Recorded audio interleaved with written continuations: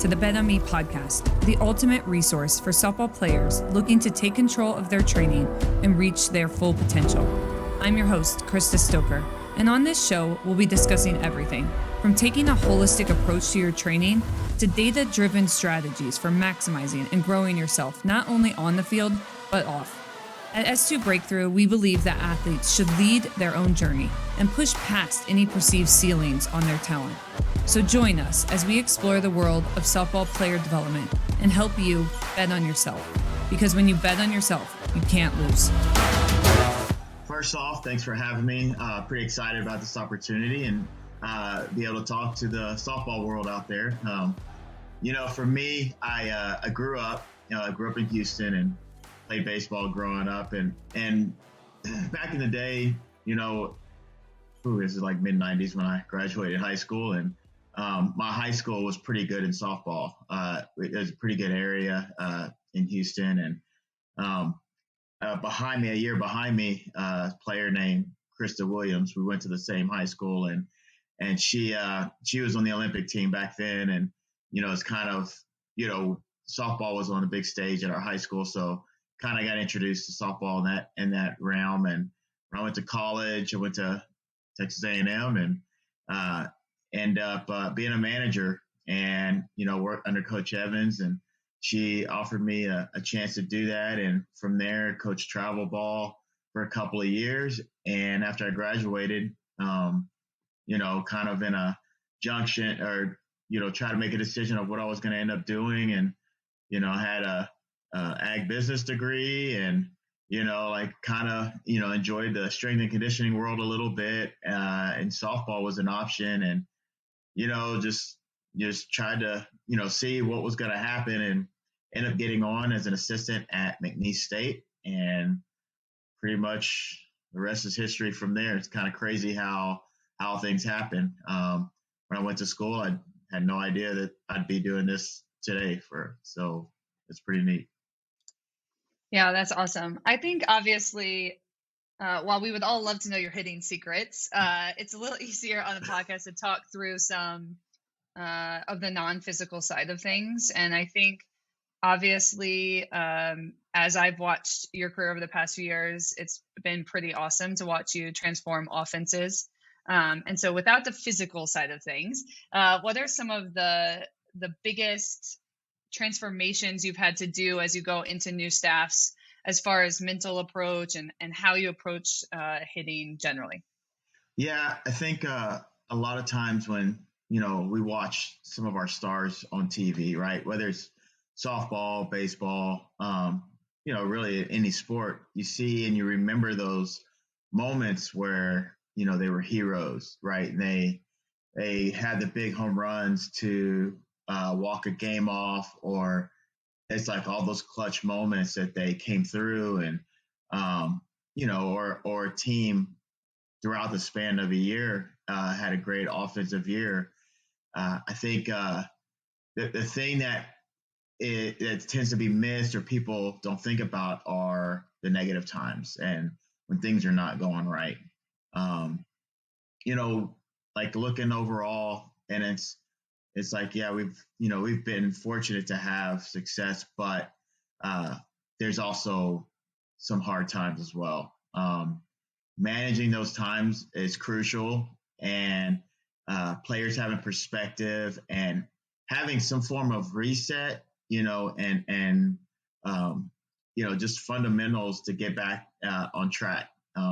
If we have very good hitters that may go 0 for a weekend, how are they going to respond to that? How are they going to, reset and get, make some adjustment to be able to kind of get back on track in the next weekend? I mean, we're in the middle of that right now. And, we've had some hitters that start off hot, but we see that on the field and we don't see, okay, how did the fall go? Right.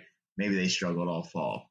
Maybe, they just, one thing after another, and, you try to fix one thing and something else goes haywire. And, as you get into January, you try to simplify things, and it works sometimes it doesn't. And, I think remembering that it's not constant, positive, just amazing things happening all the time. And, with the sport, you don't have that kind of control when you're in the box of what you're going to see, right? You may, let's say you go into a game and you're facing a rise ball pitcher, upspin pitcher, and you're focusing on trying to get a pitch that obviously you can drive or get a barrel on and get to. But the trick is which one is gonna be there to hit, and which one's not. Or you're getting in the box and you're looking for one thing, and all of a sudden you see the total opposite of what you thought you were gonna see. There's so many factors that are out of your control, and I think we have to keep that in mind. When we get, emotionally frustrated, or we try to force things to happen, we try to make anything, just force it. It's more likely it's not going to work. So we have to, have some form of a mental approach going in, whether it's, okay, what are we looking for? Or we got to reset. Hey, we just got to get back to basics. We're fortunate to have what you'd probably call a superstar in our team with Kiki Malloy, like an incredible athlete, incredible pedigree, comes from a family of just competitors. Her mindset is insane, just everything. And sometimes the game is hard even for her. And, she's extremely mature right now. And, she can keep things in perspective. Like you're going to have a game where you strike out twice, like she's not used to that. She doesn't, that's not her thing. People, see on highlights or social media, her big home runs that she has. And, those moments, she's like always coming through, but how to get to those moments, she is a grinder. I mean, every day, she's in there working, and I want to get better at hitting this. All right, I think we're going to see this weekend. I want to make sure I'm prepared for this. And even if sometimes she goes through all that and things aren't going well, then hey, I just want to get inside the ball right now. I need a pitch where I can shorten up, get inside the ball. And this is an example, right? And this is, kind of how her process works. But for me personally, I'm fortunate to be around that. I learned a lot from her. I think the players are able to learn a lot from her. With that being said, we also have other players on our team that are gifted and talented, and their process may be slightly different, but they're chasing that process that's going to work for them. It's difficult. It's more hard than there are good times, and I think we got to remember that you're pretty much from whatever age you are, 9, 10, and I think we have a player on our team that's 22, 23 because of COVID. So, it's what you're working toward. You very rarely, if ever, can go in the box and say, all right, I'm about to hit a home run this at bat, right? She's going to throw me this and I'm going to hit it out. It does not work like that. One, great example. I remember Coach Michael O'Teef, some of the stories he would talk about, or some of the scenarios that he would use. All right, this isn't football where, it's 3rd and 5 and, you have your stud receiver. You could go call a 7 and out route to the sideline, and you put on the money. He's going to bring it down, right? It's not that kind of sport. I think where we fall off is thinking that we can force or control that outcome so much. And it's, if a player, as coaches, if a player goes up there and swings at a ball in the dirt and strikes out, no, I've never heard a player say, if she rolls this ball to the plate, I'm swinging because I don't want to get on. I've never heard a player say that, and I think, whether it's parents or coaches or what, I think we got to keep that in mind. Maybe we need to figure out what made them swing at that. And, now we can get back and say, okay, they're seeing this, or maybe we can help them, with something visually to focus on. It's a difficult act to do. It takes a special talent. It takes a lot of work, and you could put in a lot of work and it not happen for 3 weeks. And it's amazing, seeing those high level players, be able to just somehow mentally push through these hard times to get to there. I remember a couple of years ago when Jocelyn Allo was in that home run race, right? It's the attention's all on her. I don't know how somebody can function like that. Like, I know I would not be able to. And she went like 3-4 weeks or something without a home run, and it's crazy to me. And she like persevered through all of that. She welcomed the attention, and everybody expects every at bat for her to. It's not that easy, and I think we have to make sure that we keep that in mind, as we go through our journey. Yeah, I think that's great advice. I think right now, a lot of our high schoolers that I work with are in their season, very much like you. And one of the things I always find interesting that we're working through is, to me, the off season is to come up with that process, like you mentioned, and to really understand yourself as a hitter so that the frustration can lead to, okay, why would I swing at the ball in the dirt? What about the things I know about me during the training process would help me to make an adjustment there? And still, a lot of times our athletes will say, like, I have to come in. I went over 3 today and I'm freaking out. I've lost it.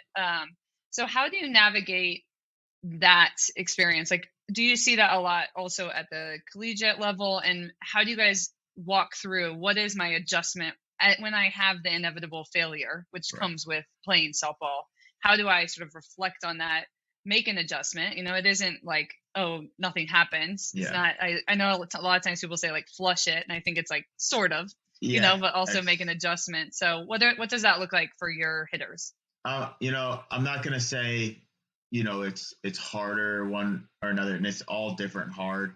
I think one thing freshmen, when they come in, especially in this conference with all the exposure, and every at bat you have is on TV. Like, whether you're on ESPN or SEC Network or whatever, every at bat is on there. And, you're going to have announcers critiquing every little thing. And, and your mom's at home watching, and, hey, why do you get this text after the game, or you got people, on social media DMing you, and like that amplifies things a little bit. I think what's important, and we talk about process, so maybe we talk about what the process, may look like. I think, like you said, you got to kind of build on that, during the off season. And there's two things. You have the mental part, right? And you have, all right, how do I operate the best when my heart rate is X, or my thoughts, or am I high energy, am I low energy, all that kind of stuff. When am I seeing the ball the best? I think that's where the superstitions, I think historically why people get caught up in that, right? They I got to wear the same underwear, like this game, and they think, oh, it's good luck, For some reason, it helps them stay in this world of, all right, this is my calm, and I'm confident in it, right? Confidence is a big part of that mental piece of it. But how do you operate? Where are you best at operating? Most of the time when you're talking about hitting, I think it's right in that middle where you're not too high, not too low. Being able to quiet things down, but stay focused and locked in. And how to get there, I think everybody has a different way of doing that. I think fundamentally, you have to have some basics to go back to, and fundamentally, I'm talking like mechanics and the physical part. It's like, all right, I know that if I'm inside the ball, right? Let's just say that inside the ball, and I can feel short, I know I can kind of get back on track. If we talk about a lot with our lower body, or trying to, maximize our body's potential. And sometimes, like, there may be moments or games that, all right, that's, they're kind of losing it a little bit, or, fundamentally. And, you know, what is one or two little things you can kind of like think about that day to at least put you in the realm of covering the zone. And so it's, that plays a fact. And the other part of mental is your approach and what you're looking for. And again, I'm talking more. These are moments that you're struggling, right? And you're trying to get back on track. You need to watch, what the pitchers are doing, and let's say, all right, they're matching this, or what I like to hit. Then I'm selling out for this one spot, or this one half of the plate, or this one speed, or whatever, one plane. I think trying to simplify things that way can kind of help to get you back on track. And so, being able to control your heart rate is huge, right? And don't let moments get too big. See it all the time where, all right, you got the base loaded, you're in the seventh inning, and here you come, and of course everybody wants to hit it into the parking lot, and like that's like the worst thought you could possibly have at that moment. You want to be, aggressive, and you want to, be ready to go, but at the same time under control, where you're able to just do your thing and you execute at that pitch, and you're good to go. If not, that's try to do too much, you try to force something, you can't. You're gonna have a hard time. I think having those things in place where you have something to reset and go back to.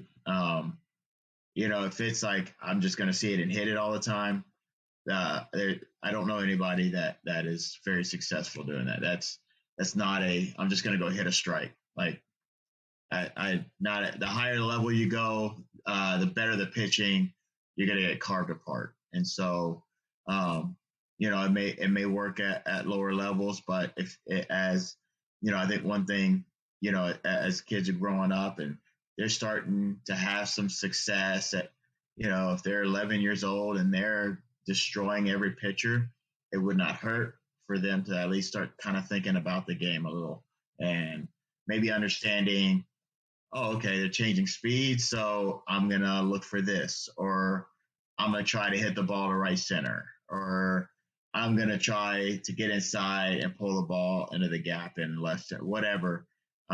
It's good to start creating that thought process as early as possible. As I say that, I think that's a big thing that freshmen or younger players have a hard time with, because, a lot of times talent wise, they get by with, they're able to see it and hit it a lot of times in high school ball.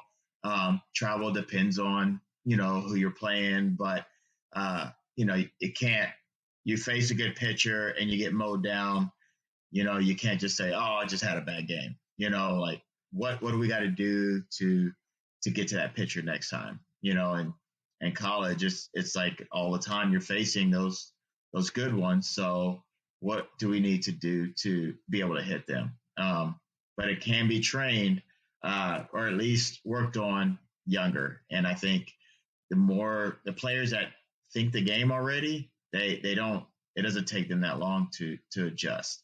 The ones that, try to rely on their athleticism, and they don't have to worry about, the mental, the approach, that fundamental to get back to, like, if they don't have that, it takes a while to learn that. And it takes a while to understand how to incorporate that at the next level.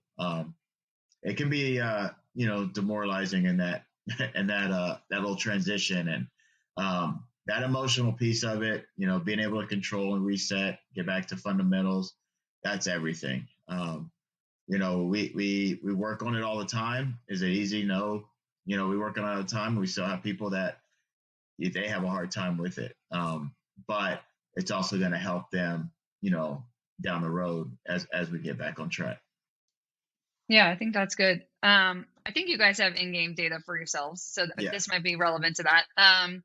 But I think one of the things that's really hard about softball is that outcome doesn't always mean outcome is not always the great definition for whether you had a good approach or not. And I think that's what I see for young hitters is that when they say, I had a bad game, I had a good game, I'll say like, what made it good? What made it bad? And a lot of times, like I went 3 for 4, where there's like 3 bloopers, or I Yeah. went 0 for 4, but they smash balls, straight to people. And so I think, have you changed at all your like reflection on outcome, having data? How do you guys sort of look at, is that something you guys use to reflect on that, or how do you guys talk about that? That's a great point. We fortunately we have Yacker Tech now this year, and we started talking about it a little bit more in January. We were able to kind of got it installed after or during the Christmas break, maybe a little bit before, so we didn't use it a lot in the fall. We got back and started scrimmaging. We started using it a little bit more, and it's great for in game or off of live pitching and on the field. And um, one thing that we try to focus on is hard hit percentage as a team. And does that mean like everyone's going to hit 85 mile an hour? Like that's not possible. You're not going to have a team full of that. But I think our goal is usually, can we get over 50% hard hit balls? Just if you can be consistent at doing that over time, you're going to have more success than you're not. We had a game early on. I think it was back in March. We had a game where I think our hard hit percentage was at 72, something like that, which it's crazy. And we scored 1 run. We had a home run. That was it. And it was our highest hard hit percentage that we've had. And it was very misleading. And of course, you're deep into the game, and there is a little bit of some frustrations here and there, and people trying to force things. But at the end of the day, they were doing what they were asked, and they were doing what they were supposed to. And it wasn't a game where we scored 10 runs. It was we had 1 run, and it's kind of crazy. Like you said, if you focus on the results, it can be misleading. I think you look back at yesterday, we scored 9 runs, but the problem is we left the bases loaded 3 times in that game. I mean, yeah, 9 was great. We had chances to extend that. So it's like balancing that and keeping it perspective. This week we go back, we get back to some fundamental things, making sure that, we're doing us, and we got to get some people back on track a little bit. But you talk about that kind of perspective and the outcome oriented, like every day we focus on what we got to do to get better or what we need to address. We never, I think there was one point a couple weeks ago, I think we were leading the country in scoring or something. But like somebody had mentioned that, and I didn't know about it. And I'm like, look, it's cool, but that is not what we're trying. You can't control how many runs you score. Like if we did, I would choose to score 15 a game. Like if I could choose to do that, that was what, but it's not something you can totally control. And, what we can control is what we do day by day, making sure that we're focusing on the details and the basics, and also getting prepared for who we're going to play next. Yeah, I think that's great. I always remember, I'm a Cardinals fan, and last year I went to the first playoff game, and Arenado just like murdered a ball, and it got caught in center field.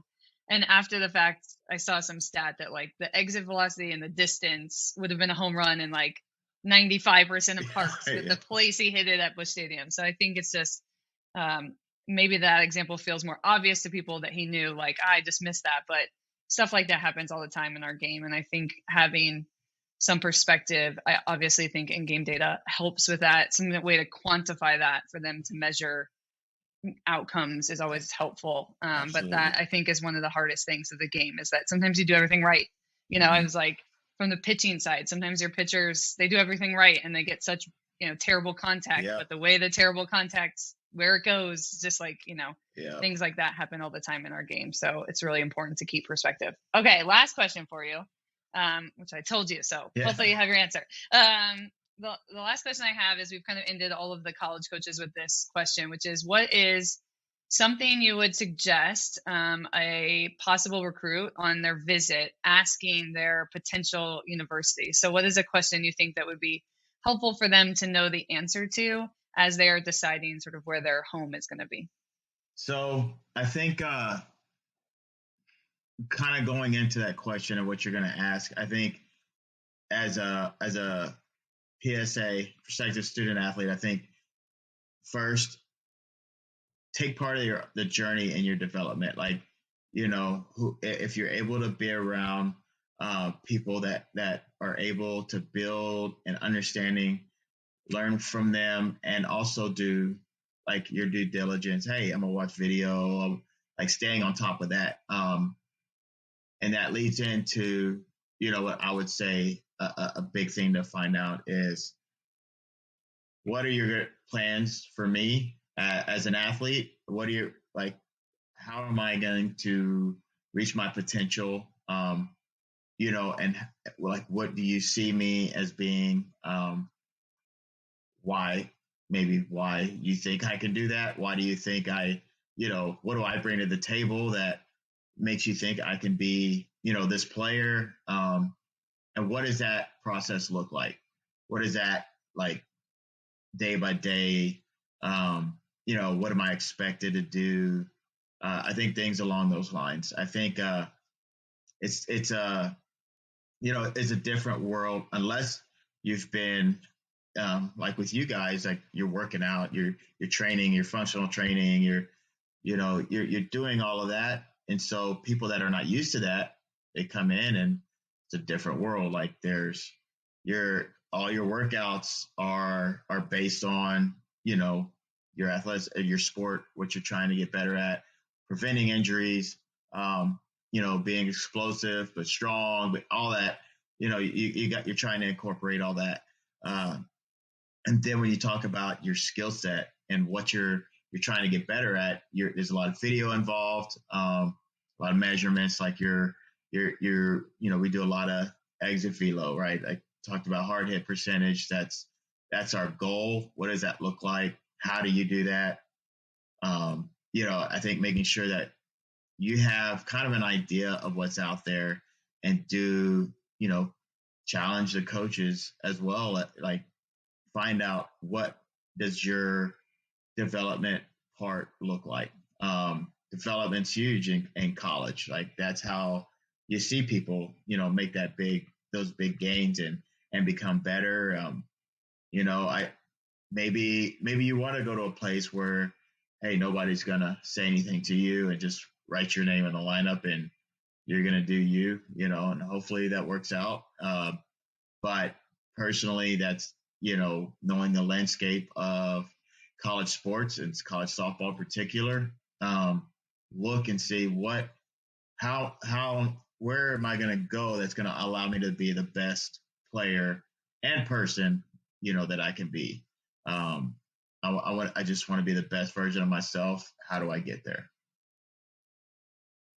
Yeah, I think that's awesome. I think the reason I asked that question to everyone is, I think from my perspective, what I've seen of high school coaches is they let the process just kind of happen to them. Yeah. And I think it's really important to make sure that you're asking questions and really diving into what that looks like, so that you're not surprised when you get there, or you find your home more. So that's super helpful. Well, I appreciate it very much.